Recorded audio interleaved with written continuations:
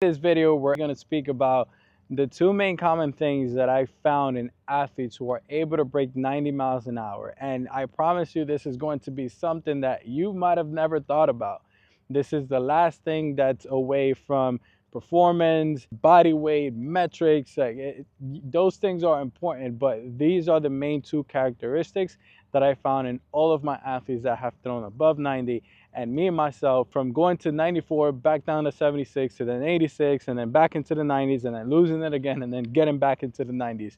A lot of different shifts in there. So before I dive into it, my name is Anthony Rodriguez, coach and founder of Versatile Athletics. We've trained over 200 plus athletes, increased their reload while helping them understand how their bodies naturally prefer to move. With that said, let's go ahead and get back into the video. So like I mentioned, metrics, talent, resources, you name it, like those are all important things when it comes to throwing 90 and above.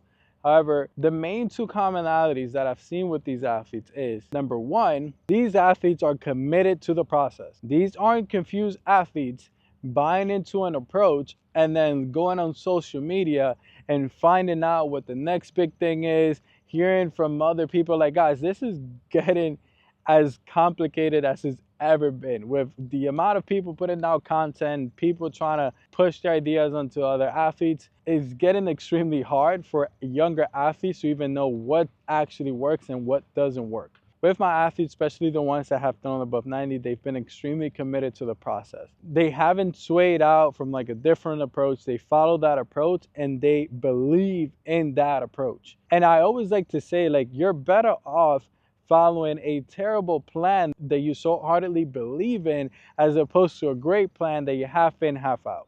And the reason for it is because that commitment level brings a lot more out of you than if you was to have like the best plan in the world and half-ass it. Like, it's something about the mindset that just comes along with just believing that something is the vehicle to get to where you need to be. So that's something that I would suggest to you guys. Whoever you're training with, whatever their approach is, believe in that approach. Obviously, if you've been at it for like a year or two, like you need a different approach. Like it's common sense, you know, the trends aren't in your favor.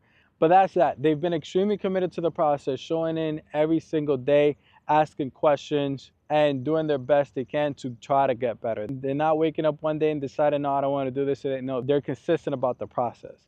Now, number two, this is by far my favorite one, and is the thought of believing they can do it before they even do it. And I like to say, like, I play a large role into this because like, if I was to show you guys screenshots of like before these athletes hit a certain number, obviously from playing baseball for so long, you can kind of tell like who's gonna hit it soon, who's not gonna hit it soon.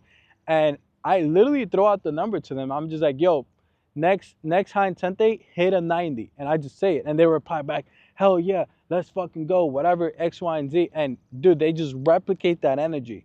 But what that does is that it just creates that type of environment, and then it also affects the mindset into you believing you can do things that you haven't seen already.